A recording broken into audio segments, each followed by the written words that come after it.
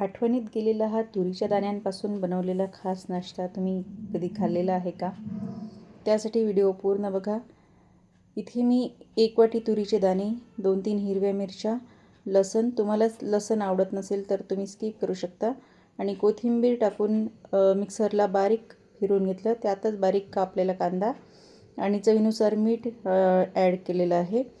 2 वाट्या कणिक घेऊन कणकेचा घट्ट गोळा मळून घेतला आणि त्याची पुरी लाटून त्यात तुरीच्या दाण्यांची पेस्ट स्टफ करून करंजीप्रमाणे आकार दिला.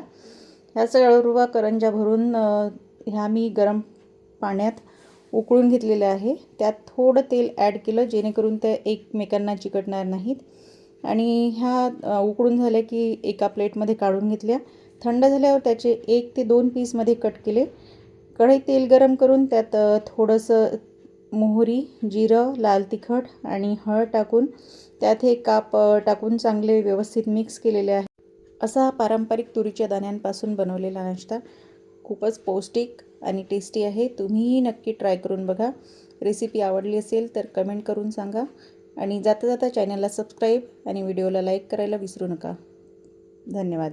भेटूया पुढच्या व्हिडिओत. तोपर्यंत बाय.